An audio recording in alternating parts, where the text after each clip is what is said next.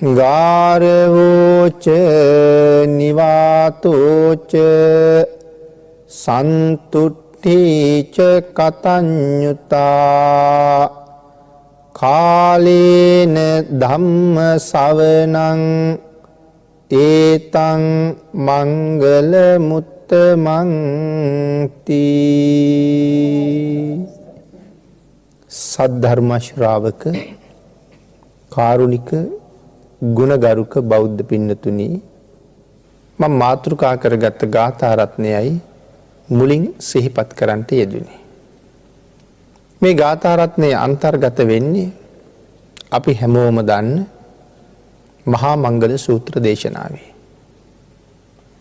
අපේ බුදුරජාණන් වහන්සේ මංගල කාරණා පැහැදිලි කරමින් දේශනා කරපු සූත්‍ර දේශනාවක්. මංගල කාරණා හැටියට දේශනා කොට වදාළේ මේ ලෝකේ තියෙන උතුම්ම කරුණු ටික. මීට වඩා තවත් උතුම් කරුණු ලෝකේ නැහැ. ඒ උතුම්ම කාරණා නිසායි මේවට මංගල කියන නම ලැබුණේ. එhmenan අපි මේ ධර්ම මාතෘකාව කරගත්ත ගාථා රත්නයේ ඇතුලේ උතුම් මංගල කාරණා පහක් අන්තර්ගත වෙලා තියෙනවා. ගාරවෝච නිවාතෝච, ගරු කළ යුත්තන්ට ගරු කිරීම. නිවාතෝච කියලා කිව්වේ නිවාත ගුණය, යටහත් පහත් බව. ඊළඟට සඳහන් කළා ලද දෙයින් සතුටු වීම, කළ ගුණ සැලකීම, සුදුසු කාලයේහි ධර්ම ශ්‍රවණය කිරීම. මේ ගාථා රත්නයේ අන්තර්ගත මංගල කරුණු පහ. මේ කාරණා පහම සාකච්ඡා කරන්න දීර්ඝ කාලයක් ගත වෙනවා. එයින් එක කරුණක් අරගෙන අපි ටිකක් විස්තර සහිතව සාකච්ඡා කරමු. මේ නිවාත ගුණය කියන එක අද ධර්ම මාතෘකාවේ හැටියට මම යොදාගත්තා. නිවාත ගුණය. එහෙම නැත්තම් නිර්හංකාර බව, උඩඟු නොවන බව, හැම දිනාටම සුහදශීලීව කටයුතු කරන එක කොච්චර වටිනවද කියලා භාග්‍යතුන් වහන්සේ දේශනා කොට වදාලා. එතකොට මෙතන පැහැදිලි කරනවා මේ නිවාත ගුණයෙන් යුක්ත කෙනා හරියට අං සිඳුන වෘෂභෙක් වාගේ කියලා. එයාගේ අං දෙක සිඳිලා ගියහම එයා ගාව තියෙන අර වෘෂභයෙකුගේ තියෙන ස්වභාවයට වඩා තමන් ළඟට ඇවිල්ලා කන අත ගෑවත් ඇඟ අත ගෑවත් මොනවා කළත් එයා බිම් බලාගෙන ඉන්න ස්වභාවයක් තියෙනවා.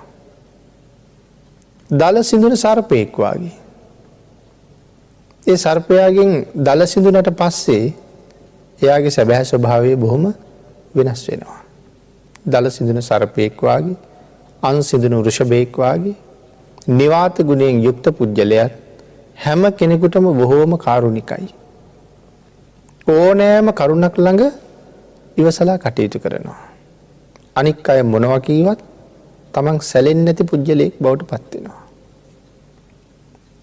බොහෝම ශ්‍රේෂ්ඨ ගුණයක් හැටියට භාග්‍යතුන් වහන්සේ ඒක සිහිපත් කරන්නට යෙදුණා. එතකොට අනික් පුජ්‍යලයා නිවාත ගුණෙහි නොපිහිටියා වූ පුජ්‍යලයා. මේ බොහෝ වෙලාවට තමන්ගේ ධනවත්කම, තමන්ගේ උගත්කම, තමන්ගේ වෙනත් උසස් තත්ත්වයන් පිළිබඳ, ලෞකිකව අපි දකින උසස් තත්ත්වයන් පිළිබඳව, තරුණකම පිළිබඳව, රූපය පිළිබඳව, කුල පරම්පරාව පිළිබඳව බොහොම ඉහළින් කල්පනා කරනවා. හරියට තමන්ගේ ආත්මය කොඩියක් වගේ තමන්ම ඔසවාගෙන අන් අය පහත් කොට සලකමින් තමන් උසස්යයි කල්පනා කරමින් කටයුතු කරනවා. එහෙම කටයුතු කරන අය සමාජයේ සියලු දෙනා සමගම එකතු වෙන්නේ නැහැ.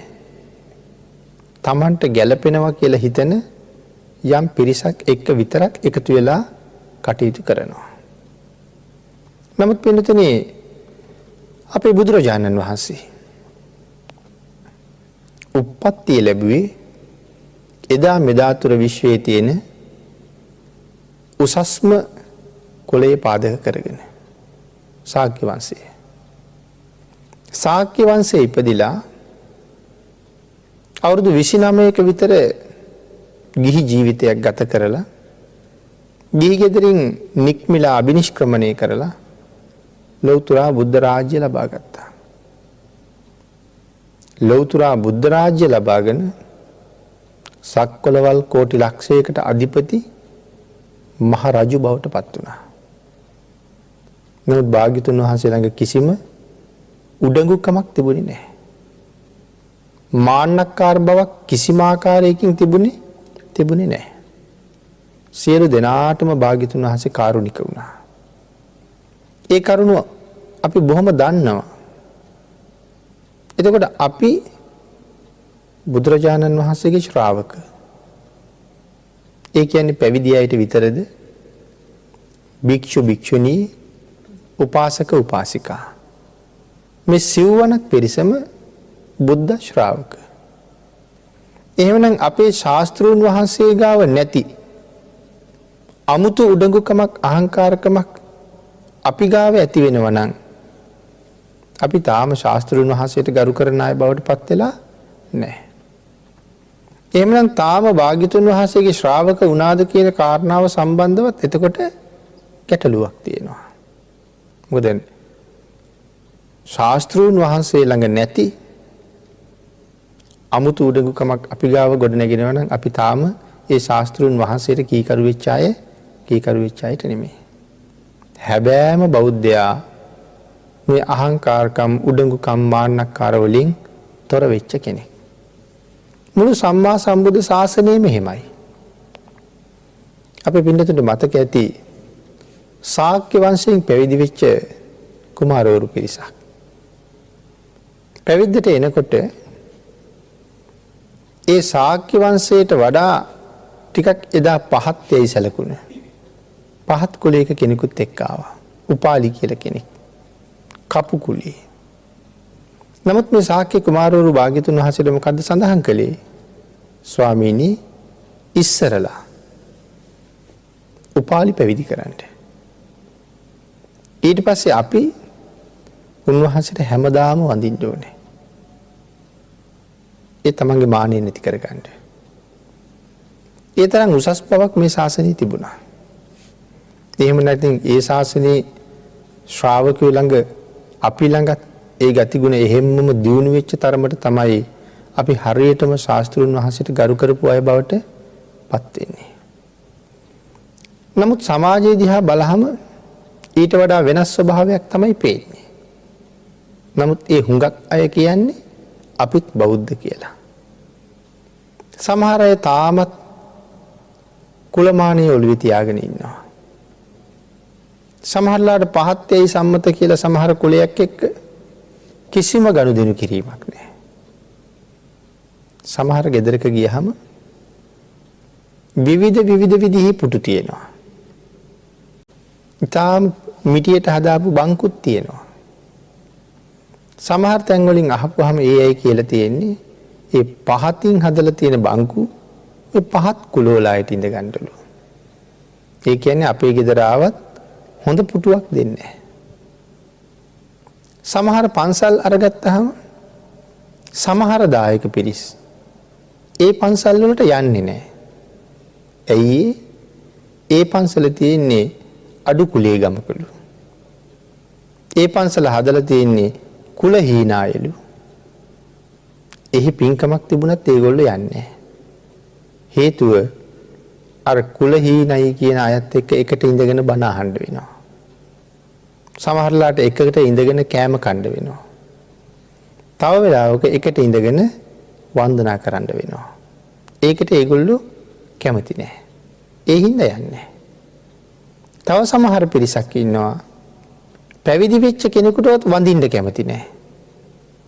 ඒ හාමුදුරුවෝ පහත් කුලියේ.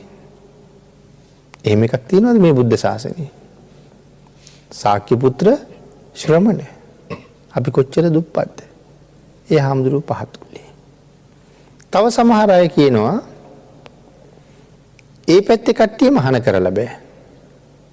මේ අපේ නෑදෑයෝ ලව්වා, අපේ පවුල් වල ලව්වා, ඒ අයට වඳින්න ගැලපෙන්නේ නැහැ. තාම මේ ශාසනේ හුළඟවත් වැදිලා නැහැ. නමුත් අපි හිතාගෙන ඉන්නේ අපිත් බුද්ධ ආගමේ කියලා. කොයිතරම් අසරණද? කොයිතරම් දුක්පත්ද? තව ඉතින් මිනිස්සුන්ගේ මානෙන් ඉදිමිච්ච තැන් ඕන තරම් මේ සමාජය අපිට හම්බ වෙනවා. ඒකයි මං කිව්වේ රූපේ නිසා මානෙ ඇති වෙනවා. ධනෙ නිසා මානෙ ඇති වෙනවා. උපන්තන නිසා මානෙ ඇති වෙනවා. උගත්කම නිසා මානෙ ඇති වෙනවා. ධනවත්කම් නිසා මානෙ ඇති වෙනවා. මේ බොහෝ දේවල් වලින් මානෙ ඇති කරගන්නවා. සඳහන් කළා රාජකුමාරයාත් රොඩි කොළුවත් ඉපදුනේ කොතනින්ද කියන කාරණාව හිතන්න කියලා. රාජකුමාරයා ඉපදුනේත් මව් කුසක. අර සැඬල් කුලයේ කෙනා ඉපදුනේත් මව් කුසක. එහෙනම් රාජබිසවගේ කුස ඇතුලේ මණික් කුටියක් තිබුණා නම්, රත්තරන් කුටියක් තිබුණා නම් කමක් නැහැ. නමුත් ඒ අම්මලා දෙන්නගෙම කුස ඇතුලේ ඊටාම අප්‍රසන්නයි. භාග්‍යතුන් වහන්සේ දේශනා කරපු විදිහට ඉතින් අපි මේ ධර්ම කරුණු දන්න නිසා ඒ කුසවල දෙකේ කිසිම වෙනසක් නැහැ. ලේ සරව මල මුත්‍රාදියෙන් පිරීලා තමයි තියෙන්නේ. ඊටාම අපහසුයෙන් තමයි දෙන්නම කුස ඇතුලේ හිටියේ. ධර්මයේ සඳහන් කළේ කොහොමද? සීතල වෙලාවක ගස් බෙනයකට රිංගගත්ත වඳුරු පැටියෙක් ඉන්නවා වගේ. දෙන්නම හිටියේ එහෙමයි. මේ කුස ඇතුළට වෙලා දසමාසයකට ආසන්න කාලයක් මේ දෙන්නම අනන්ත දහදුක් වින්දා. උපදින්න ලෑස්ති වෙනකොටත් ඒ දෙන්නම එකහාම සමාන දුකක් වින්දා. මව් කුසෙන් එළියට එනකොටත් ලේ සරව මල මුත්‍රා වල තැවරිලා එළියට ආවා. ඉතින් ඒ දෙන්නගෙම කිසි වෙනසක් තිබුණේ නැහැනේ. ආයෙත් ඒ දෙන්නටමත් තියෙන්නේ මේ වගේම කුණප කොටස් දෙකක්. ඒ නිසා මේ උපදිනකොටම අහවල් කුලයේ කියලා උසස් පහත් බවක් කිසිම පුජ්‍යලයකට නැහැ. ඉපදුනාට පස්සේ ඒ අය කරන කටයුතු වලින් උසස් පහත් බව තීරණය වෙනවා. ඒකනේ උසස් පහත් බව තීරණය වෙන්නේ. යමෙක් පස්පව් කරනවා නම්, යමෙක් දස අකුසල් කරනවා නම් එයා ඊටාම අහිංසක පහත් පුජ්‍යලෙක්. නමුත් යමෙක් බොහෝම ඉහළින් දස කුසල කර්මපතයන් සම්පූර්ණ සමාදන් වෙලා මනාව දස කුසල් පූර්ණේ කරනවා නම්, මනාව තෙරුවන් සරණ ගිහිල්ලා ඉන්නවා නම් ඒ පුජ්‍යලයා බොහොම උසස් පුජ්‍යලෙක්. අර ඉපදෙනකොට ආපු කුලයේ ගැන කතාවක් බුද්ධ ආගමේ එහෙම එකක් නෑ. ක්‍රියාවෙන් තමයි පුද්ගලයා උසස්ත පහත්ද කියලා තීරණය කරලා තියෙන්නේ. කෙසේ වෙතත් මනාව භාග්‍යතුන් වහන්සේගේ ධර්මයේ දැකපු අය පුදුමාකාර කීකරුයි.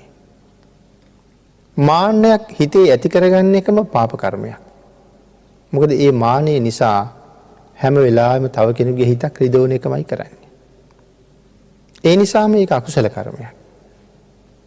කෙනෙක් නිරන්තරයෙන් දැඩි මානයකින් මත් වෙලා ඉන්නකොට ඒ පුජ්‍යලයෝ ඊළඟට උපදින්නේ මානේන මක්කටෝ හෝති.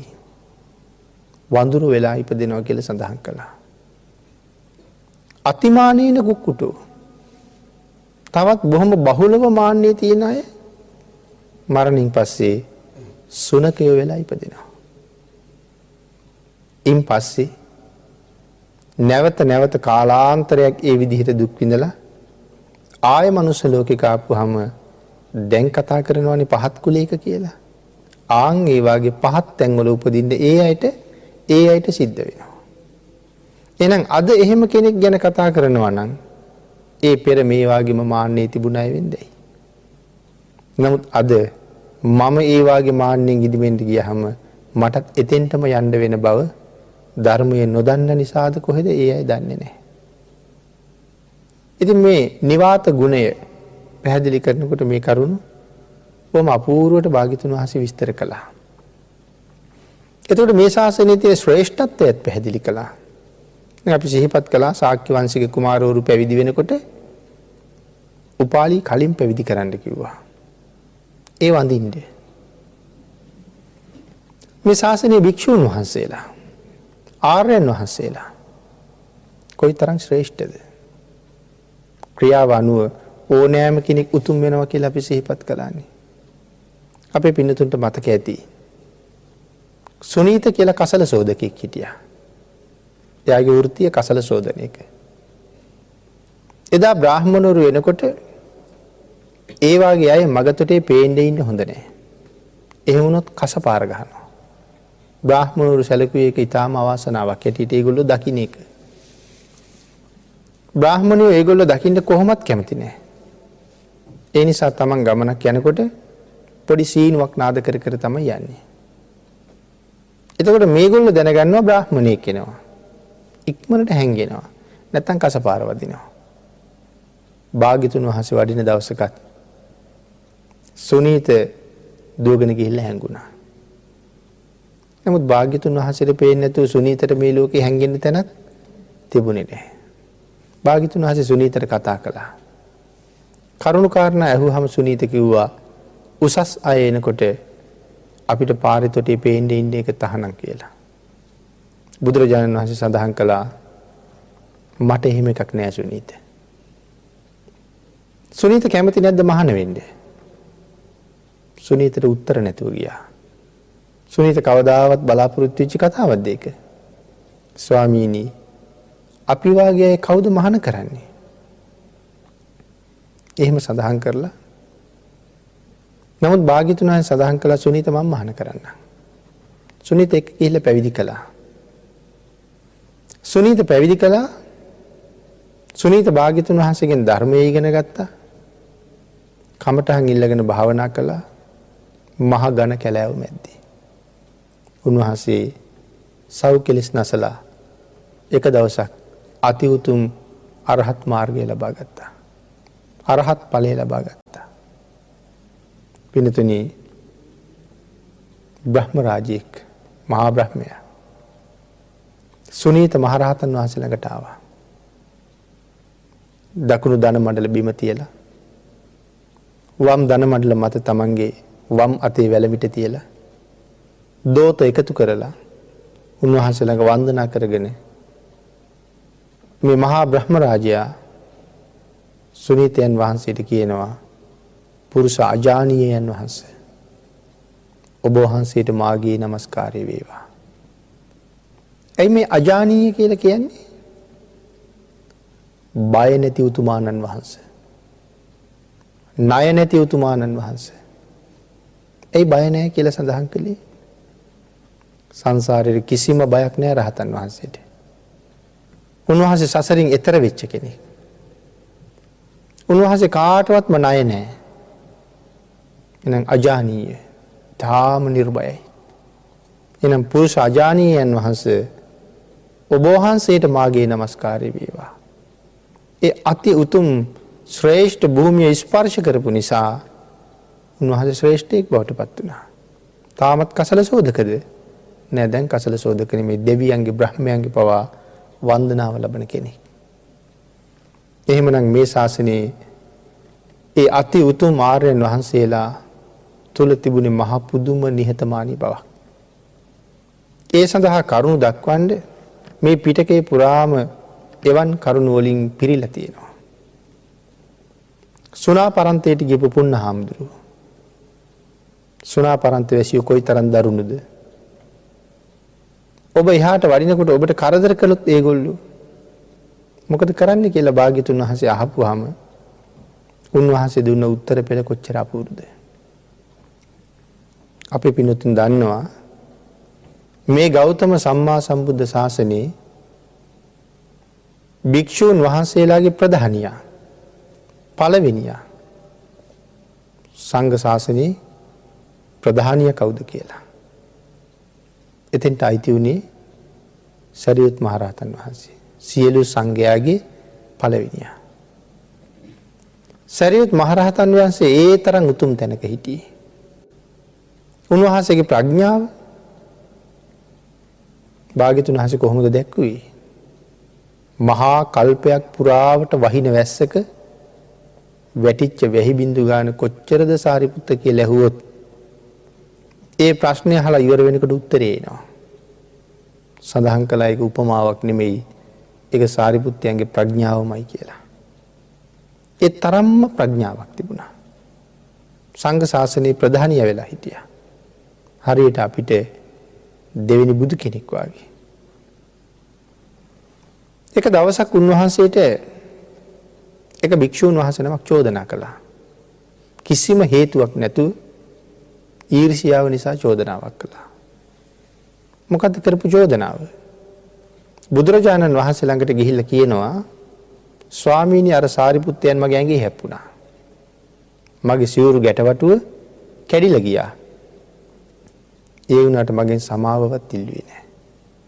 එහෙම්මම අහංකාරකමට යන්න ගියා. මේ කාරණාව භාග්‍යතුන් වහන්සේට සඳහන් කරාම බුදුරජාණන් වහන්සේ පණිවිඩයක් ඇදියා සාරිපුත්තට එන්න කියන්න කියලා. ඒක ආරංචි වුණා සියලු භික්ෂූන් වහන්සේලාට. වේගෙන් භික්ෂූන් වහන්සේලා අතර මේක පැතිරිලා ගියා. මහමුගලන් මහරහතන් වහන්සේ දන්නවා බුදුරජාණන් වහන්සේ ඇයි සාරිපුත්තයන් වහන්සේට එන්න කිව්වේ. ආනන්ද ස්වාමීන් වහන්සේ දන්නවා භාග්‍යතුන් වහන්සේ ඇයි සාරිපුත්තයන් වහන්සේට එන්න කිව්වේ. තමන් කරුණ දන්නවා නමුත් උන්වහන්සේලා දෙදෙනත් ආවා. විශාල භික්ෂූන් වහන්සේලා පිරිසක් බුදුරජාණන් වහන්සේ වටේට එකතු වුණා. සඳහන් කරනවා කොටි වලින් එළියට වැඩ ගන්න බැරි වෙච්ච භික්ෂූන් වහන්සේලා දොර කවුළු අරගෙන බලාගෙන හිටියා කියලා. මොකද මේ භික්ෂූන් වහන්සේලා ගිහිල්ලා කුටි කුටි වල ඉන්න වැඩ ඉන්න ස්වාමින් වහන්සේලා සඳහන් කළේ සාරිපුත්තයන් වහන්සේ අද සිංහනාද කරනවා ඒක අහන්න ඉන්න කියලා. ඒ නිසා ලොකු උනන්දුවක් තිබුණා. සරියුත් මහරහතන් වහන්සේ දන්නවා භාග්‍යතුන් වහන්සේ මා මෙතෙන්ට ගෙන්නුවේ මං ගැන නොදැන නෙමෙයි. නමුත් මං ගැන අනික් අයට කියලා දෙන්න. ඒකටයි මට මෙතෙන්ට එන්න කිව්වේ. උන්වහන්සේට කතා කරලා භාග්‍යතුන් වහන්සේ අහනවා සාරිපුත්ත හැබැයිද මේ භික්ෂුන් වහන්සේගේ ඇඟේ හැප්පිලා සිවුරු ගැටවටුවත් කඩලා සමාවවත් ඉල්ලගන්නේ නැතුව ගියා කියලා කියන්නේ. සාරිපුත්තයන් වහන්සේ සඳහන් කළා ස්වාමීනි මං ගැන ඔබ වහන්සේ දන්නවා. ඒක අමුතුවෙන් කියන්න දෙයක් නෑ කියලා. කොයි තරම් නිහතමානීද. අර එක තැනක සඳහන් කළා තදහු පබ්බජිතෝ සන්තෝ ජාතියා සත්තවස්සිකෝ සෝපි මං අනුශාසෙය්‍ය සම්පටිච්ඡාමි මත්තකී.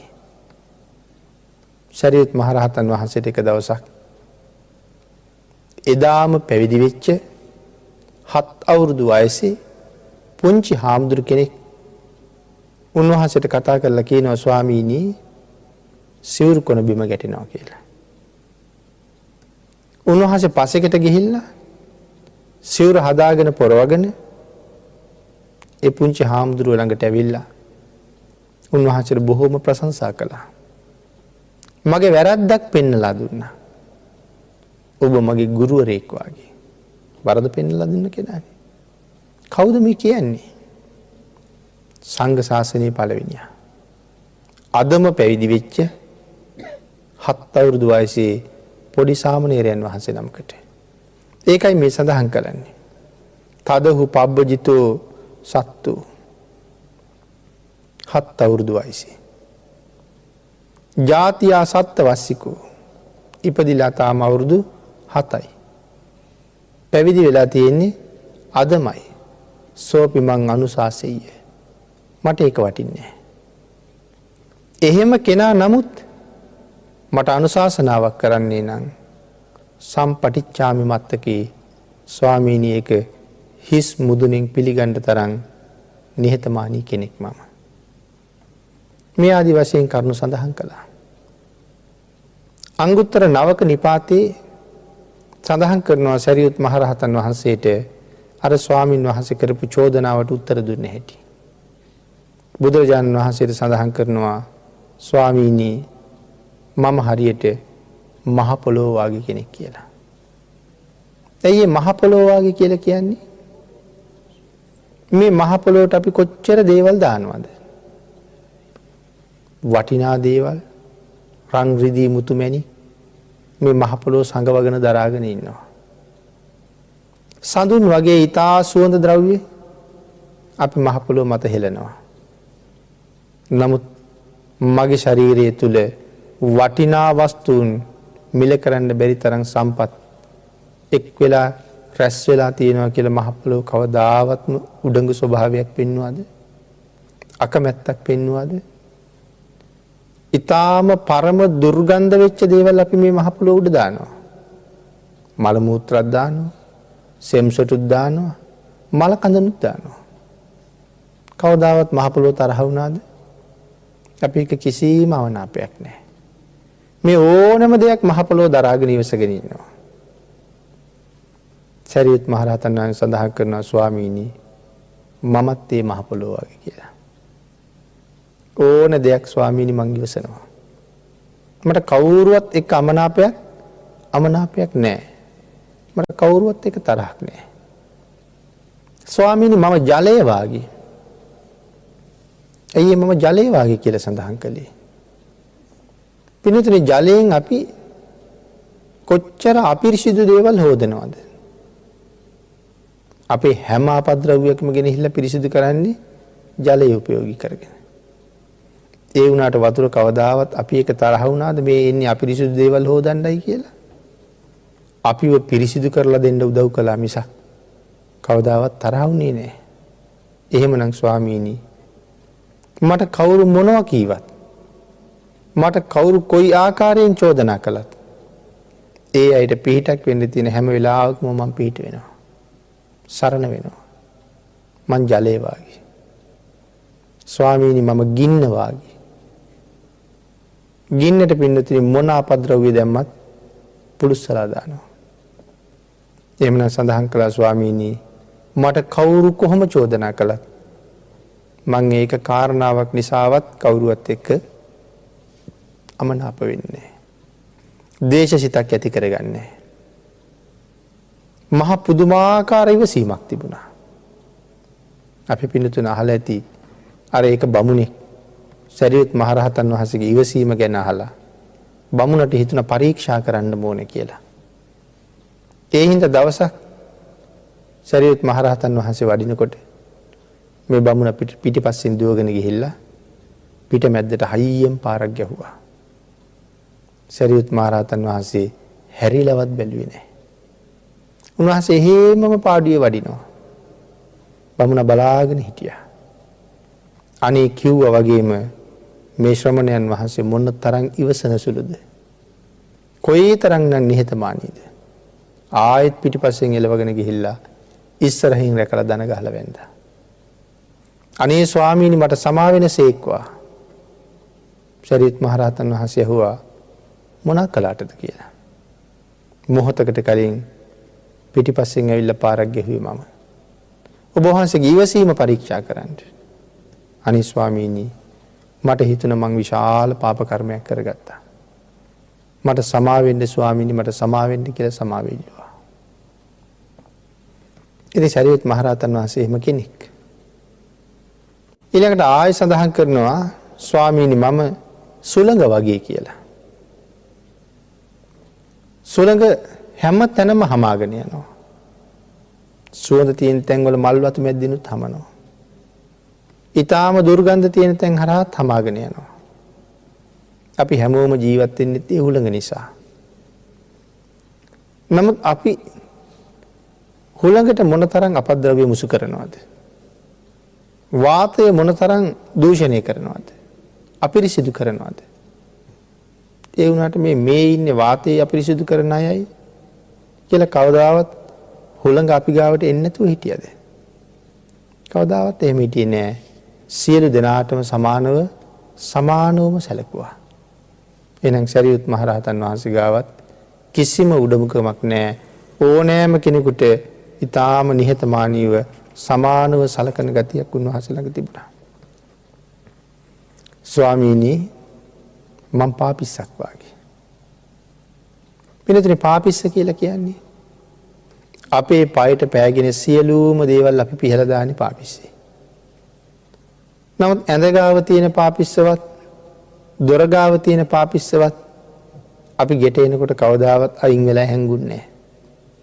හැමදාම අපේ පාදේ පිරිසිදු කරලා තියන්න එතෙන්ටම වෙලා හිටියා. එහෙනම් සාරිපුත්තයන් වහන්සේට කවුරු කොහොම චෝදනා කළත් උන්වහන්සේ කවදාවත්ම තරහ වෙන්නේ නැහැ. ඕනෑම පුජ්‍යලයෙකුගේ නිවන් දොර ඇරීම වෙනුවෙන් උන්වහන්සේ හැම වෙලාවෙම සූදානම් වෙලා හිටියා. ස්වාමීනි මම එහෙම කෙනෙක්. ඊළඟට සඳහන් කළා මේ පාපිස්ස රාජකුමාරයාගේ කකුල පිහිනකුනුත් බලාගෙන හිටියා. සමහර කෙනෙක් කතා කරනවා වගේ සැඬොල් කුලේ කෙනෙක් පාය පිහිනකම් බලාගෙනත් හිටියා. එහෙනම් මේ උසස් කෙනෙක්ද මේ පහත් කෙනෙක්ද කියලා කවදාවත් පාපිස්ස හිතුවේ නැහැ. සරියුත් මහරහතන් වහන්සේත් පිහිට වෙනකොට උසස්ද පහත්ද කියලා කවදාවත් බැලුවේ නැහැ. කුලවත්ද කුලහීනද කියලා කවදාවත් බැලුවේ නැහැ. උසස් ගුණ ධර්ම තියෙන අයට ඒ උසස් ගුණ ධර්ම දියුණු කරගන්න උන්වහන්සේ තව උදව් කළා. කිසිම උසස් ගුණයක් නැති ඊටාම පහත් පාප ක්‍රියාවල නිරත වෙන අයට පාපයෙන් වැළකීලා කුසලයට එන්න උන්වහන්සේ අනුශාසනා කළා. එහෙනම් කවුරුවත් අත්හැරියේ නැහැ. පාපිස්සක් වාගේ. ඊළඟට සඳහන් කළා ස්වාමීනි මම සැඬොල් කොල්ලෙක් වාගේ. ඊටාම දුප්පත් සැඬොල් කොළුවෙක්. බඩගින්න ඉවස ගන්න බැරි තැන ගයක් ගානේ ගිහිල්ලා කෑම ඉල්ලනවා. දුප්පත් ගෙදර ගියත් පෝසත් ගෙදර ගියත් ඒ සැඬොල් කොළුවා දන්වම් මම සැඬොල් කියලා. දුප්පත් ගෙදර ගියත් එහෙමයි පෝසත් ගෙදර ගියත් එහෙමයි. Taman කවුද කියන කාරණාව හොඳටම දන්නවා. සරියුත් මහරහතන් වහන්සේ සඳහන් කරනවා ස්වාමීනි මමත් ඒ වාගේ. මමත් මේ පාත්‍රය අරගෙන ගයක් ගාන හිඟමනේ යනවා.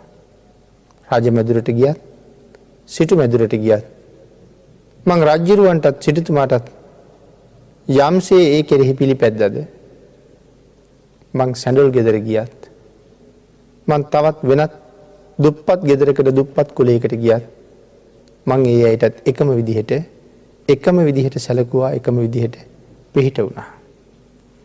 මේ කරුණු කාරණා බුදුරජාණන් වහන්සේට සිහිපත් කරලා සඳහන් කරනවා ස්වාමීනි මං අන් දෙක සිඳුන ගවයෙක් වගේ කියලා. මුලින් සිහිපත් කළා වගේ අං සිඳුන ගවයට දඟලන්න පුළුවන්කම තියෙනවා. නමුත් එයාට මහලොකු ගරුවක් මාන්නයක් තියෙනවනේ එයාගේ අන්තට්ටුව නිසා. එහෙම නැති නිසා මිනිස්සු බය නැතුව එයාගේ ළඟට යනවා. අයින්න බෑ. ඒ නිසා සමහරු ඔළුවත් අත ගන්නවා. සමහරු කන් දෙකිනුත් අදිනවා. සමහරු බෙල්ල යටිනුත් අදිනවා. මොනවා කළත් බිම් බලාගෙන ඉන්නවා. ස්වාමීනි මං අන්සිදුන ගවයෙක් වාගේ.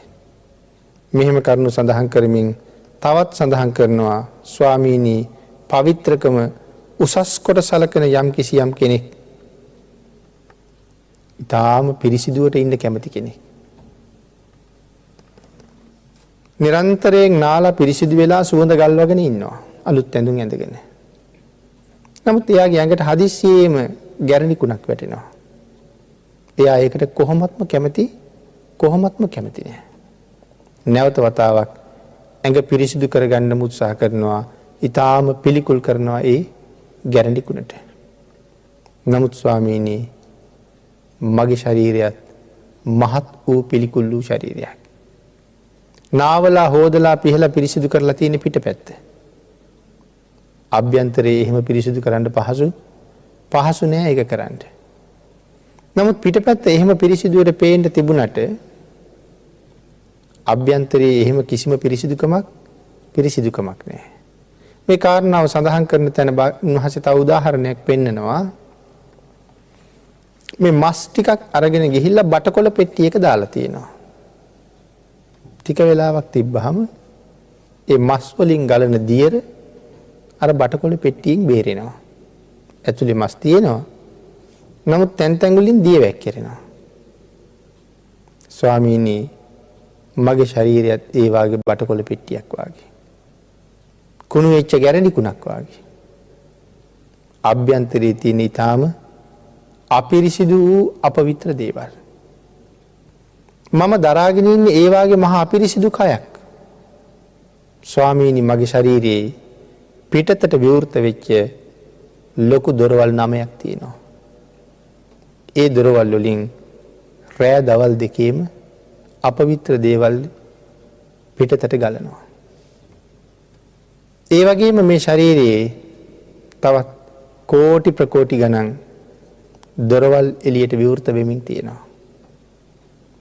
වරින් වර ඒ තැන් වලින් අපවිත්‍ර දේවල්ම ගලනවා. අපේ ශරීරයේ තියෙන හැම රෝම කූපයක් ගානේ සිදුරක් තියෙනවා. බොහොම මහන්සි වෙන වෙලාවට මුළු ශරීරයේම දහදියෙන් තෙත් වෙනවා. ඒ මේ පුංචි සිදුරු වලින් මේ දහදිය එළියට එනවා. අපවිත්‍ර බොහෝ දේවල් බහිශ්‍රාවය කරන්න පිටතට දාන්න දොරවල් 9ක් විවෘතයි කියලා සඳහන් කළා. එහෙමනම් ඒ දොරවල් වලින් දොරවල් 7ක්ම තියෙන්නේ වහන්න බැරි තැනක. අපි දොරවල් 2ක් විතරයි වහගෙන ඉන්නේ. අනිත් දොරවල් 7ම එලි මහනේ තියෙනවා. කෙනෙකුගේ මූණ දිහා බලලා තමයි අපි ප්‍රේමනාපයි ලස්සනයි කියලා ඉස්සෙල්ලා පිළිගත්තේ. නමුත් මේ දොරවල් 7ම කොහෙද තියෙන්නේ? මුහුණ ආශ්‍රිත කරගෙන. කන් සිදුරු 2යි, ඇස් 2යි, නාස් සිදුරු 2යි, මුඛයයි. වහලා තියාගන්න අමාරුයි. නමුත් හැම වෙලාවෙම අපද්‍රව්‍ය එළියට එනවා. මොහොතින් මොහොත අපි සමාජයට යනකොට විශේෂයෙන් සැලකිලිමත් වෙලා රෙදි කෑල්ලක් තියාගෙන ඇස්සක පිහලා දානවා. මොකද ටික සුදු පාට එකතු වෙලා එන දේවල් දීර්ඝ වෙලාවක් පිහින් නැතුව තිබ්බොත් කහ පාටට හැරිලා, ගුරු පාටට හැරිලා එතන වේලෙනවා. නමුත් සුදු පාටට එකතු වෙලා තියෙනවා තව කෙනෙක් දැක්කහම දකින්න කෙනාට මහ පිළිකුලක් ඇති වෙනවා. කෙනෙක් පිළිකුල් හිතයි කියලා අපි නිතරම පිහිනවා. සෙම් රෝග උස්සන්න වෙච්ච වෙලාව නහසෙන් හැම වෙලාවෙම ගලනවා. ඒ නිසා අපි හැම වෙලාවෙම රෙදි කැල්ලක් තියාගෙන පිහිනවා. සමහර වෙලාවට කන් දෙකෙන් උතුරලා එළියටම ගලනවා. සමහර ඒවා මගට ඇවිල්ලා ශරීර උෂ්ණත්වය නිසා වේලිලා පිට කන තුල රැඳිලා තියෙනවා. පිට කනට ආසන්නේ. මාස 3-4න් සුද්ධ කිරුවේ නැත්තම් කැක්කුම එනවා. නිදාගත්ත වෙලාවට මේ කටින් අපද්‍රව්‍ය හැම වෙලාවෙම වැක්කිරෙනවා. බොහෝ වෙලාවට කෙනෙක් සමග කතා බහ කරනකොට දුර්ගන්ධයක් කටින් පිට වෙනවා. ඒ ඇතුලේ රන් රිදී මුතු මැණික් නෙමෙයි මේ ශාරීරියේ පුරාම තියෙන්නේ අකමැති අපවිත්‍ර දේවල්මයි. ලේ සැරව මල මූත්‍රා වලින් පිරීලා තියෙන මේ ශරීරය හරියට අසුචි පුරවපු කලගෙඩියක් වගේ. කලගෙඩියට අසුචි පුරවලා තියෙනවා පිටපැත්තෙන් ස්පර්ශ කරන්න පුළුවන්. හැබැයි කෙනෙක් දැනගත්තොත් තියෙන්නේ ඇතුලේ අසුචි කියලා පිටින්වත් ස්පර්ශ කරන්නේ නැහැ. නමුත් මැටි කලගෙඩිය පිටපැත්ත කොයිතරම් ලස්සනද. එක හැඩ වලින් එක මෝස්තර කරලා. ඒ නිසා අපි හරි ප්‍රියයි. අර කාරණාව දැනගත්තොත් නම් අපි ආයෙනම් ස්පර්ශ කරන්නේ නැහැ. ඕකම නෙමෙයිද මේ කයේ තියෙන්නේ. මේ කයේ තියෙන්නේ ඒකමයි පිටපැත්තෙන් සරසලාස නොඑක ආකාරයෙන් විසිතුරු කරලා තියෙනවා. නමුත් ඊටාම සියුම් සිවියක් වගේ තියෙන මේ හැමට යටින් ස්පර්ශ කරන්න කිසිම කැමැත්තක් නැහැ. තුවාලයක් දැක්කොත් අනුන්ගේ තුවාලයක් අත ගන්න පුදුම කැමැත්තක් තියෙන්නේ. නමුත් මේ හැම ඊටාම ස්වල්ප ප්‍රමාණයක් සීරිලා ගියොත් මතුවෙන්නේ ඒ අප්‍රසන්න වූ අකමැති වූ මස් ස්වභාවයමයි. එහෙනම් එතනින් එහාට තියෙන කිසි දෙයකට කැමති නැහැ. මේ කරුණු සඳහන් කර එහෙම කයක් දරාගෙන ස්වාමීනි මා කුමකටනම් අහංකාර වෙන්නද? මා කුමකටනම් මාන්නක්කාර වෙන්නද? මා කුමකටනම් ස්වාමීනි උද්දච්ච වෙන්නද? භාග්‍යතුන් වහන්සේ මා ගැන නොදන්නව නෙවෙයි. මේ කරුණු අහනකොට රහතන් වහන්සේලා ධර්ම සංවේගයටපත් වුණා. උන්වහන්සේගේ නිහතමානීකම. පුතත්ජන භික්ෂුන් වහන්සේලාගේ ඇස් අගින් කඳුළු ගලන එක නතර කරන්න බැරුව ගියා. චෝදනා කරපු භික්ෂුන් වහන්සේ සම්පූර්ණයෙන්ම දාඩියෙන් නෑවිලා ගිහිල්ලා. බුදුරජාණන් වහන්සේ සඳහන් කළා සාරිපුත්ත. මේ අහිංසකයට අනුකම්පා කරන්න. මේ අහිංසකයට සමාව දෙන්න. සාරිපුත්තයන් වහන්සේ බුදුරජාණන් වහන්සේ ළඟ උත්කුටිකයෙන් ඉඳගෙන භාග්‍යතුන් වහන්සේට වැඳගෙන සඳහන් කළා, ස්වාමීනි, ඒ භික්ෂුව මගෙන් සමාව ඉල්ලනවා නම් මං සමාව දෙන්න කැමතියි. හැබැයි සමාව ඉල්ලන්න ඕනේ. ස්වාමීනි, මම සාරිපුත්ත. මම මේ සියලු සංඝයා වහන්සේලාගේ ප්‍රධානියා. මේ ශාසනයේ මේ ඒ වෙලාවේ සඳහන් කරනවා. මේ ශාසනයේ මහා ප්‍රඥාවන්තයා හැටියට ඔබ වහන්සේ මට විරුදාවලිය දීලා තියෙනවා. නමුත් මං උන්වහන්සේ එක තරහ නැහැ. මගෙන් සමාව ඉල්ලුවොත් මං උන්වහන්සේට සමාව දෙනවා. භාග්‍යතුන් වහන්සේ සඳහන් කළා සමාව ගන්න. එහෙම නුනොත් හිස හත් කඩකට පුපුරනවා කියලා. උන්වහන්සේ සමාව ඉල්ලගත්තා. එතකොට සාරිපුත්තයන් වහන්සේගේ ගුණය, උන්වහන්සේට චෝදනා කරපු කෙනෙක් සමාව ගත්තේ නැත්නම් හිස හත් කඩකට පුපුරනවා. මොන තරම් ගුණවත්ද? ඒ කාරණාව කතා කරන්න අපිට කාල වේලාව මදි. මේ සම්මා සම්බුද්ධ ශාසනයේ එවන් උතුම් භික්ෂූන් වහන්සේ නමකගේ ශ්‍රේෂ්ඨ ගුණාංග. එහෙනම් ඔබ කියන්නෙත් මම කියන්නෙත් ඒ ශාසනයේම ශ්‍රාවකයෝ. එහෙමනම් අපි මොන තරම් හික්මිය යුතුද? කොයි තරම් නිහතමානී විය යුතුද? ආන් එදාටයි අපි බුදුරජාණන් වහන්සේගේ අවවාදයේ ගරු කරපු අය බවට පත් වෙන්නේ. බුදුරජාණන් වහන්සේට පිටුපාලා කවදාවත් මේ ශාසනයේ ශ්‍රාවකෙක් වෙන්න පුළුවන්කමක් නැති නිසා එහෙම අය දැක්කොත් අපිට හිතන්න තියෙන ඊටාම අහිංසකයෝ කියලා. ඒ අය ගැන අමනාපකම් ඇති කරගෙන කේන්ති අරගෙන කටයුතු කෙරුවොත් ඒක අපිට අලාභයක් වෙනවා. එහෙමනම් මේන් පේන්නේ සම්මා සම්බුද්ධ ශාසනයේ ශ්‍රේෂ්ඨත්වයමයි. අපිට කියලා දෙන්නේ උතුම් මගමයි. භාග්‍යතුන් වහන්සේ පැහැදිලි කළා එහෙමනම් මේ නිවාත ගුණයෙන් යමෙක් තොර නම් ඊටාම පහත් උපතක් ඊළඟට ලැබෙනවා කියලා. භාග්‍යතුන් වහන්සේ වගේ උතුමාණන් වහන්සේ නම ඒ කරුණ අපිට කියලා දුන්නේ නැත්නම් අපි ඒව දන්නේ නැහැ. සංසාරේ නොදැන කොයිතරම් සුනක වෙන්න ඇද්ද? කොයිතරම් වඳුරු වෙන්න ඇද්ද? කොයිතරම් පහත් කුල වල ඉපදෙන්න ඇද්ද? එහෙනම් මේ කරුණ දැනගන්නකොටයි තව තව ශ්‍රද්ධාව උපදින්නේ. ආන් ඒ නිසා තව තවත් ශ්‍රද්ධාව උපදවාගෙන හැබෑම ශ්‍රාවකයෝ බවට පත් වෙලා මේ සංසාරයෙන් එතර යන්න පාර හදාගන්න මේ ධර්ම කාරණාව මංගල සූත්‍රයේ සඳහන් වෙන මේ ගාථා රත්නයේ අන්තර්ගත මංගල කාරණා පහකින් අපි දෙවෙනි කාරණාවයි සාකච්ඡා කළේ. යමෙක් ගාව ඒ නිවාත ගුණේ නැත්තම් ඒක අවමංගල්‍යයක්මයි. නිවාත ගුණේ ඇත්නම් ඒක මංගල්‍යයක්මයි. අපි හැමෝගෙම ජීවිතවල මංගල්‍යයට අපි හරි කැමතියි. එවන් උතුම් මංගල්‍ය අවස්ථාවන්ගෙන් ජීවිතය පෝෂණය කරගත්ත අපිට මරණයත් තවත් එක මංගල්‍යයක් බවට පත් කරගන්න හොඳටම පුළුවන්කම තියෙනවා. එතෙන්ට යන්න අපි හැමෝටම තුනුරුවන්ගේ ආශිර්වාදයෙන් ශක්තිය, ධෛර්යය, වාග්ය, වාසනාව උදා වේවා කියලා ප්‍රාර්ථනා කරමු.